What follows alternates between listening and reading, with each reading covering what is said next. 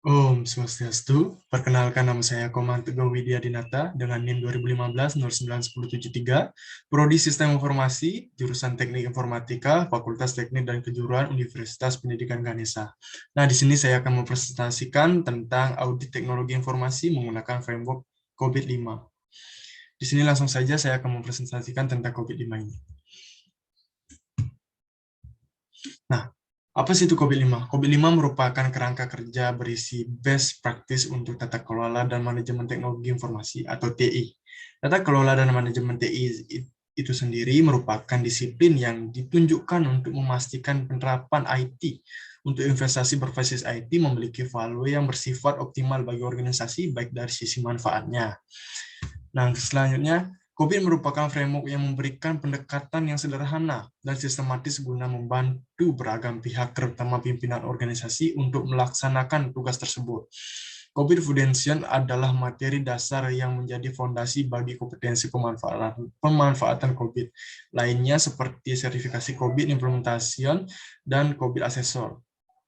Informasi merupakan sumber daya utama bagi enterprise.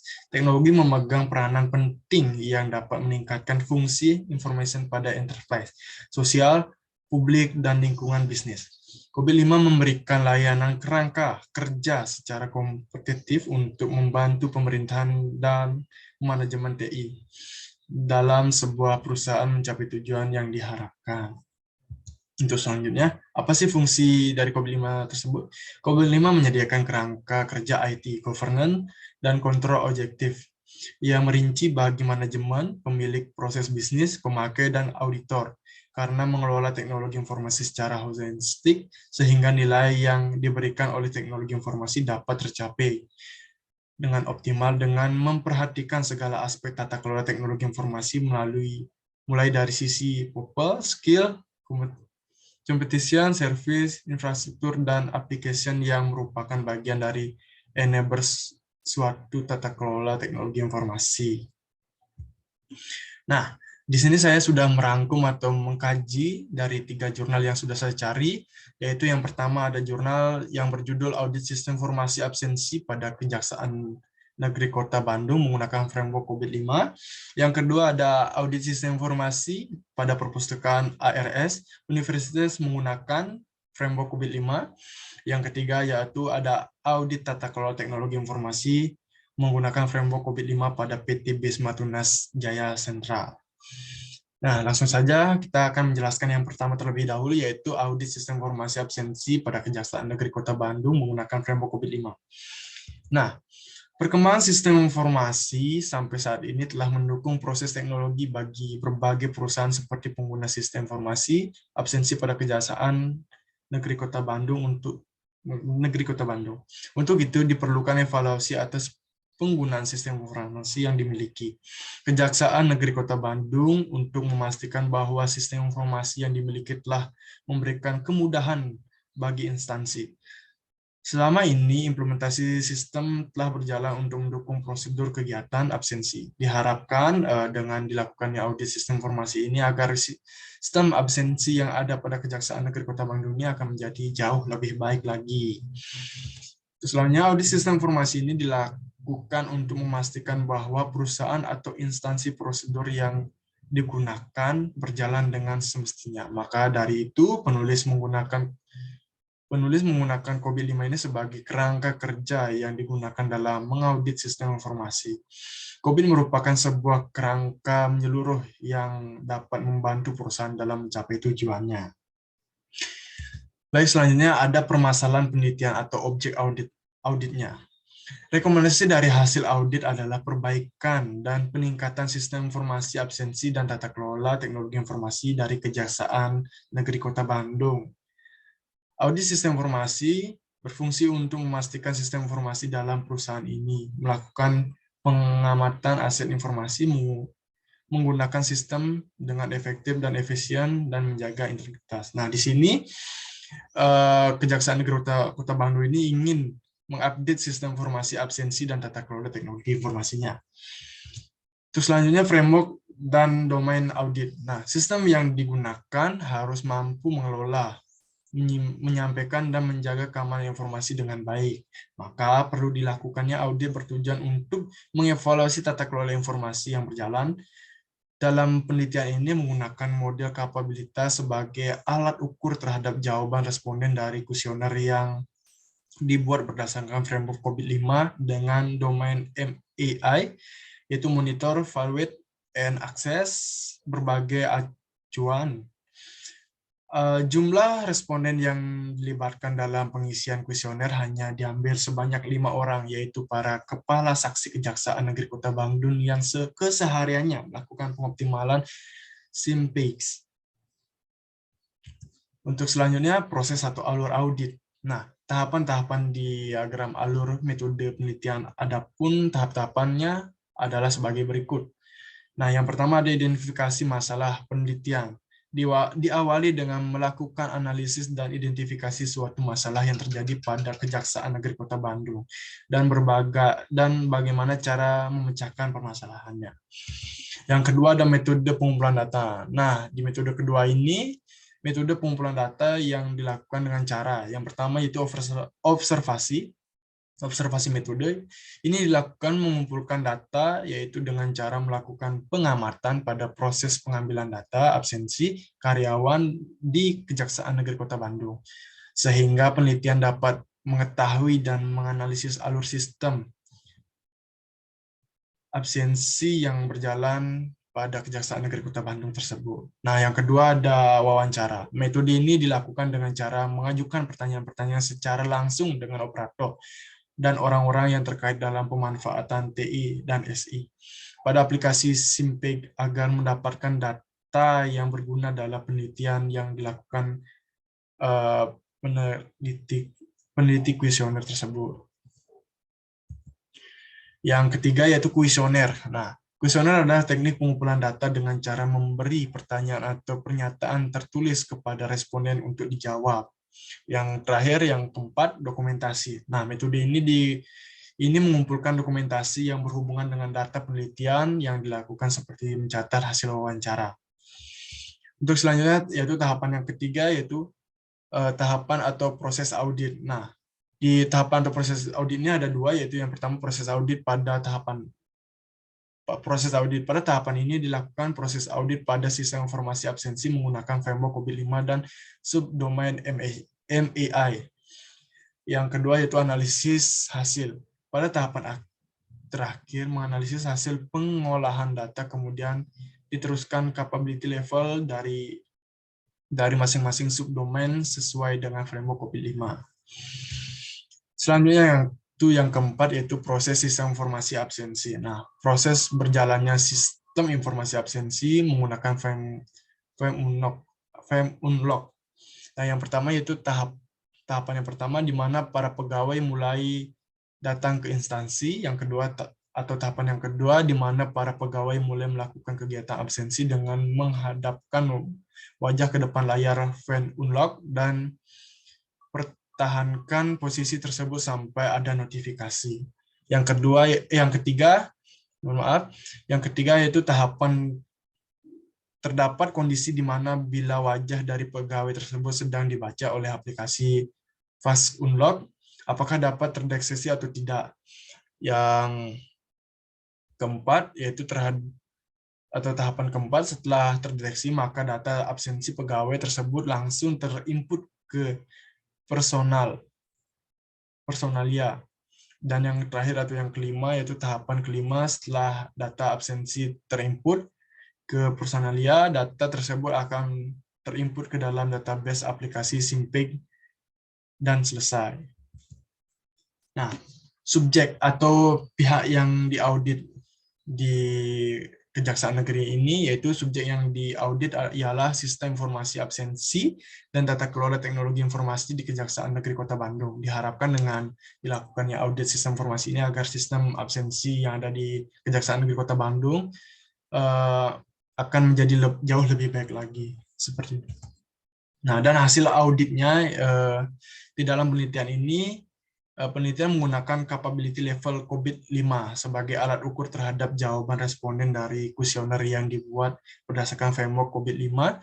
Kuesioner ini berisi pernyataan berdasarkan domain monitor, evaluasi, dan akses atau MAI, yaitu yang pertama yaitu monitor and evaluate performance and conformance atau MEI 01. Membangun program kontrol internet efektif untuk IT membutuhkan proses pemantauan yang terdefinisi dengan baik. Proses meliputi pemanfaatan dan pelaporan kontrol, pengecualian, kumpulan penilaian dari internal dan pihak ketiga. Keuntungan kunci dari pemantauan kontrol internet adalah untuk menjamin operasi efektif dan efisien dan sesuai dengan peraturan dan hukum yang berlaku. Yang kedua ada monitor system of internal control atau MAI 02, yaitu meningkatkan IT, mengendalikan lingkungan dan kerangka kontrol untuk memenuhi tujuan organisasi. Pada proses ini berisi pertanyaan mengenai proses-proses berkaitan dengan kegiatan pengawasan sistem pengadilan internal, yaitu tentang bagaimana kegiatan monitoring SIMPIK tersebut diawasi serta dinilai efektivitasnya. Pada proses ini terdiri dari 8 pertanyaan. Nah, yang ketiga itu monitor and evaluate complete with external requirement atau MEI 03. Pada proses ini berisi pernyataan mengenai proses-proses berkaitan dengan kegiatan pengawasan dan evaluasi kepatuhan terhadap kebijakan, peraturan, dan ketepatan lainnya yang harus dipenuhi. Dalam hal ini meliputi bagaimana Kejaksaan Negeri Kota Bandung ini mengidentifikasi kebijakan, pengaturan, dan ketepatan lainnya, mengkomunikasikan kepada semua pegawai terkait SIMPIK. Pada proses ini terdiri dari 4 pertanyaan. Nah, ini tabel dari responden yang ada. Berdasarkan rekapitulasi jawaban dari para responden, maka didapatkan nilai tingkat kapabilitas saat ini. Maka didapatkan nilai tingkat kapabilitas saat ini sebesar 2,30 pada rentang 1-4. Nilai tingkat kapabilitas tertinggi terdapat pada domain MEI 01, yaitu 2,64, sedangkan nilai terendah pada domain MEI 03, yaitu sebesar 1,85. Dan rekomendasi perbaikan dari absensi Kejaksaan Negeri Kota Bandung ini yaitu berdasarkan penelitian yang telah dilakukan mengenai tingkat kematangan teknologi yang telah ditetapkan di Kejaksaan Negeri Kota Bandung secara keseluruhan berada pada level 2, yaitu manajemen proses dengan nilai 2,4 dari skala. Nah, dari 4 hasil tersebut berarti bahwa secara keseluruhan proses pengolahan IT telah diketahui oleh instansi. Akan tetapi, instansi masih perlu melakukan penambahan pada beberapa proses kasus pada domain MEI-nya. Ada yang harus ditambahkan dalam absensi di Kejaksaan Negeri Kota Bandung tersebut. Nah, untuk selanjutnya kita akan menjelaskan di artikel jurnal yang kedua, yaitu audit sistem informasi pada perpustakaan ARS Universitas menggunakan framework COVID-5. Permasalahan penelitian atau objek auditnya.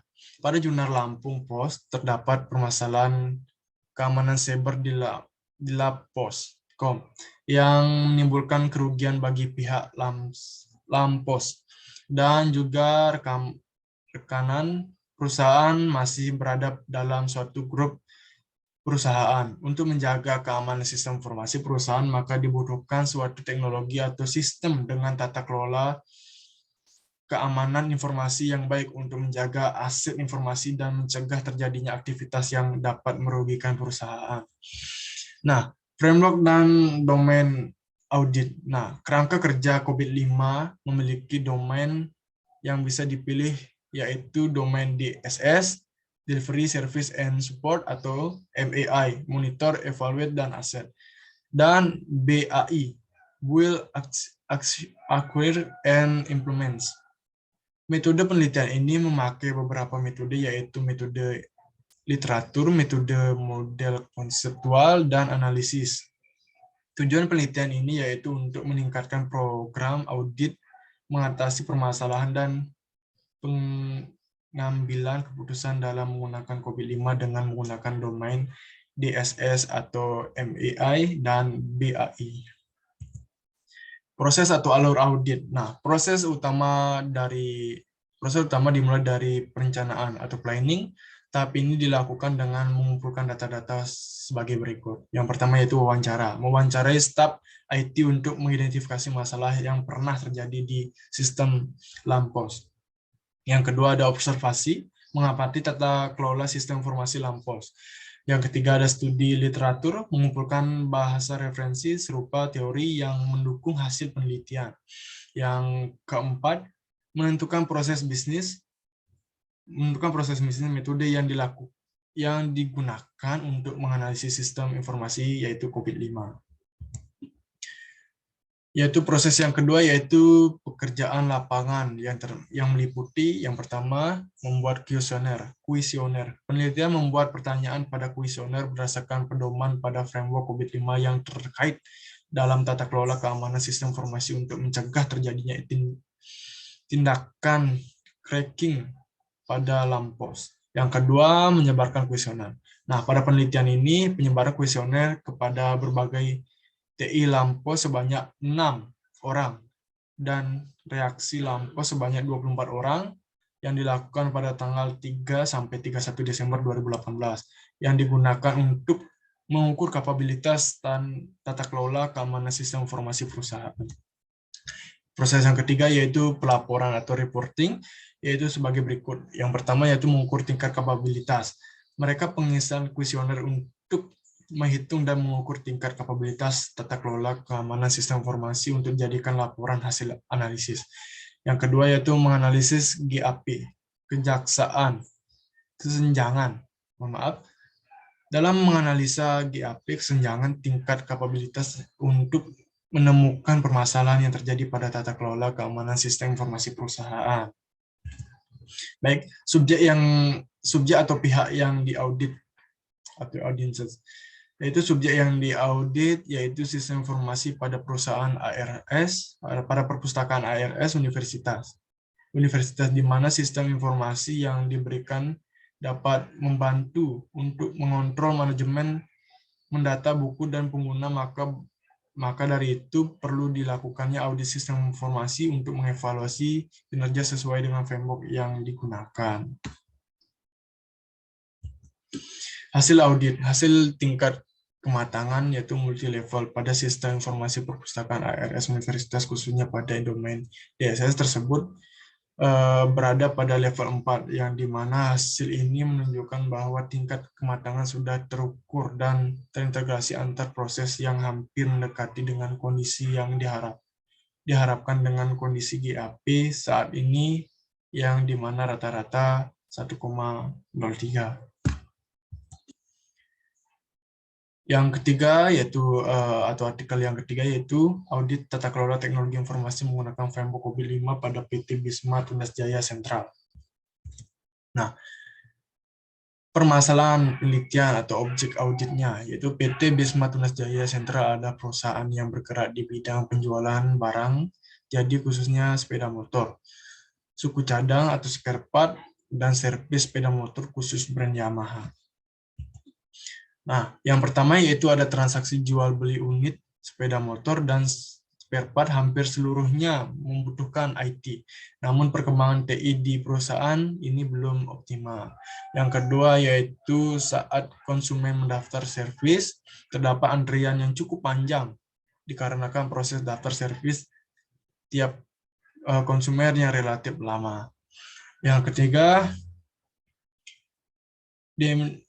demikian hanya saat pembelian spare part, perangkat hardware yang ada tidak sebanding dengan jumlah pegawai, sehingga pegawai terpaksa harus mengantri saat mencetakan nota penjualan.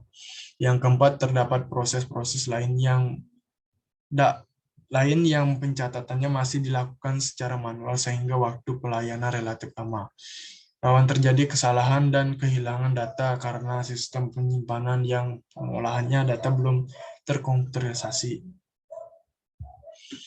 Framework dan domain audit. Nah, pada penelitian ini Penelitian menggunakan framework COVID-5 dengan domain EDM dan APO, salah satu standar penting dan efektif untuk diterapkan dalam audit. Audit adalah COVID. Berdasarkan permasalahan yang ada, dibutuhkan satu audit tata kelola teknologi informasi PT Bisma Tunas Jaya Sentral dengan standar framework COVID-5. Nah, proses atau alur audit. Nah, yang pertama dapat diketahui bahwa expand manually yang diterapkan oleh manajemen untuk domain EDM adalah pada level 5 komando optimalize atas setiap subbabnya. Yang kedua yang dilanjutkan dengan tahapan kedua yakni melakukan identifikasi masalah terhadap tata kelola TI yang berjalan di PT Bimas Tunas Jaya Sentra. Yang ketiga yaitu tahapan yang ketiga studi literatur berupa penelitian serupa, dan yang keempat terhadap penulisan membuat perancangan terhadap audit yang akan dilakukan, lalu dilanjutkan dengan pemetaan tujuan bisnis dan tujuan. Yang kelima itu pemilihan domain bagi tahapan kelima. Yang tahap kelima, lalu yang keenam dijalankan dengan pengembangan instrumen pengumpulan data dari domain yang telah dipilih. Yang keenam, tahapan ketujuh atau tahapan ketujuh juga adalah pengumpulan data dari pihak yang terlibat dengan proses bisnis. Data-data inilah yang selanjutnya akan dianalisis dengan maturity level. Dan yang terakhir, yang kedelapan, penelitian dilanjutkan dengan analisis GAP, di mana penelitian mendapatkan temuan-temuan dari hasil penelitian, menganalisisnya, dan memberikan skala perbandingan. Nah, yang kesembilan, yaitu yang terakhir, hasil analisis terhadap temuan-temuan yang ada dapat diberikan rekomendasi perbaikan untuk mencapai target yang diharapkan oleh PT Bisma Tunas Sentral sebagai tahapan akhir dari penelitian. Nah, di sini ada contoh tabelnya yang di mana yang pertama itu studi pendahuluan terlebih dahulu, yang selanjutnya identifikasi masalah, selanjutnya studi literatur, selanjutnya perancangan audit, selanjutnya menentukan domain, selanjutnya mengembangkan instrumen, yang selanjutnya pengumpulan data dan proses audit, yang selanjutnya analisis data, yang terakhir itu laporan akhir. Nah, subjek atau pihak yang diaudit. Subjek audit pada penelitian ini adalah karyawan pada perusahaan ini, di mana penelitian melakukan wawancara terkait penelitian audit ini kepada karyawan. Subjek wawancara penelitian terkait domain EDM dan APO menganalisis grafik sebagai berikut. Ada contoh grafiknya seperti di sini.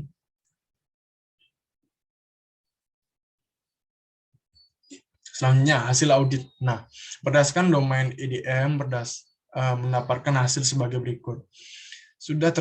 Yang pertama, sudah terdapat pengoptimalan IT yang baik dengan adanya penggunaan jawaban IT yang mengidentifikasi kebutuhan IT dan membuat kepuasan berdasarkan desain tata kelola saat ini dan di masa mendatang sesuai dengan rencana strategis PT Bisma Tunas Jaya Sentra. Yang kedua yaitu sudah adanya pengarahan dari pertanggungjawaban TI, sehingga tata kelola TI sesuai dengan kebutuhan bisnis yang kemudian dilakukan pengarahan kepada pengguna untuk mengoptimalkan penggunaan IT. Yang ketiga, sudah dilakukannya monitoring atau pemantauan, namun belum ada evaluasi terjadwal yang menilai apakah tata kelola yang berjalan sudah efektif dan efisien. Selanjutnya, berdasarkan domain APO, mendapatkan hasil sebagai berikut. Yang pertama, pengolahan manajemen TI yang berjalan saat ini masih memiliki banyak kekurangan berupa tidak adanya instruktur organisasi manajemen TI. Yang kedua, penanggung jawab IT memiliki peran dan tanggung jawab yang sama dikarenakan tidak adanya struktur organisasi sehingga dalam melakukan aktivitas tidak struktur dengan baik. Yang ketiga yaitu tidak adanya rencana strategis untuk pengelolaan IT ke depannya sehingga tidak ada evaluasi kepatuhan terhadap kebijakan dan prosedur yang berlaku. Dan yang terakhir, yang keempat, yaitu pengelolaan strategi IT berupa adanya pengelolaan software dan hardware saat ini sudah selaras dengan bisnis. Rekomendasi perbaikan. Yang pertama yaitu perlu dibentuknya struktur organisasi manajemen TI sehingga terdapat pendapatan tugas, wewenang, dan tanggung jawab infrastruktur. Yang kedua, penetapan rencana strategi sehingga evaluasi terhadap kepatuhan terjadwal dengan baik. Yang ketiga, penambahan menu, purchase orders, spare part khusus pesanan. Yang keempat itu penambahan warning atau reminding saat input KSG yang sudah lewat dari periode yang telah ditetapkan. Yang kelima yaitu penambahan dan pemeliharaan komputer, printer, dan mouse di berbagai divisi. Yang keenam, penambahan menu atau fitur-fitur yang dibutuhkan dalam software di back web. Nah, ini daftar pustaka dari jurnal-jurnal yang saya cari, yaitu Harnett Aspen, Audit Tata Kelola Informasi Menggunakan COVID-5. Di sini adalah daftar-daftar jurnal yang telah saya cari. Sekian dari presentasi saya. Jika ada kesalahan kata, mohon dimaafkan, karena saya hanya manusia biasa, tidak luput dari kesalahan. Sekian presentasi saya tutup dengan Param Santi. Om Santi, Santi, Santi Om.